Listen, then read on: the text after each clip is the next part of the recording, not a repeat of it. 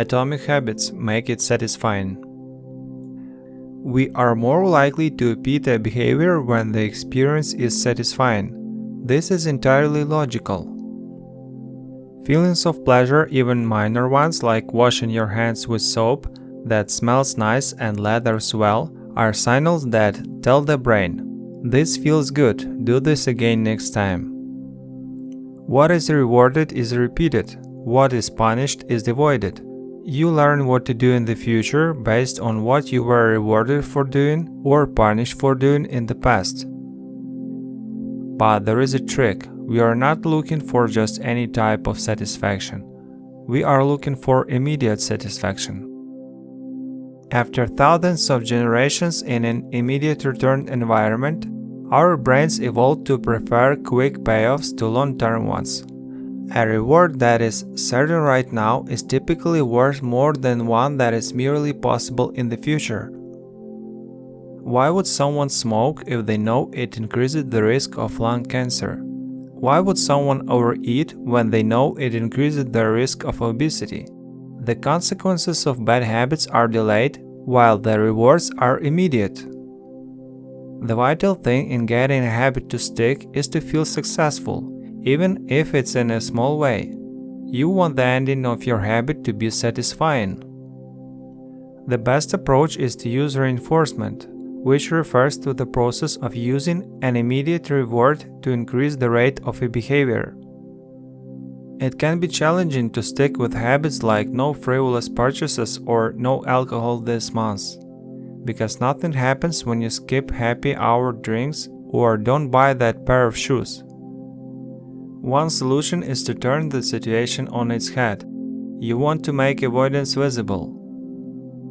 Open a savings account and label it for something you want, maybe a leather jacket. Whenever you pass on a purchase, put the same amount of money in the account. Skip your morning latte, transfer $5.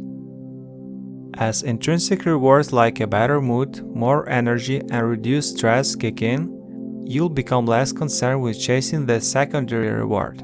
In summary, a habit needs to be enjoyable for it to last. A habit tracker is a simple way to measure whether you did a habit. The most basic format is to get a calendar and cross off each day you stick with your routine.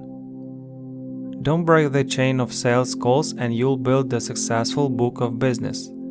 Don't break the chain of workouts and you'll get fit faster than you'd expect. Don't break the chain of creating every day and you will end up with an impressive portfolio. Habit tracking creates a visual cue that can remind you to act. It's inherently motivating because you see the progress you are making and don't want to lose it, and feels satisfying whenever you record another successful instance of your habit. Despite all the benefits, many people resist the idea of tracking and measuring. It can feel like a burden. Tracking isn't for everyone, and there is no need to measure your entire life. Tracking should be limited to your most important habits. It is better to consistently track one habit than to sporadically track 10. No matter how consistent you are with your habits, it is inevitable that life will interrupt you at some point. Whenever this happens to me, I try to remind myself of a simple rule: never miss twice. The first mistake is never the one that ruins you. It is the spiral of repeated mistakes that follows. Missing once is an accident. Missing twice is the start of a new habit. It's crucial to keep habit tracking in its proper place. It can feel satisfying to record a habit and track your progress, but the measurement is not the only thing that matters.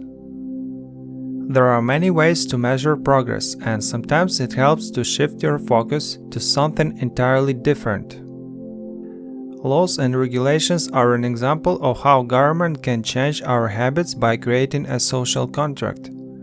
Just as governments use laws to hold citizens accountable, you can create a habit contract to hold yourself accountable. A habit contract is a verbal or written agreement in which you state your commitment to a particular habit and the punishment that will occur if you don't follow through. Then you find 1 or 2 people to act as your accountability partners and sign off on the contract with you. To make bad habits unsatisfying, your best option is to make them painful in the moment. Creating a habit contract is a straightforward way to do exactly that.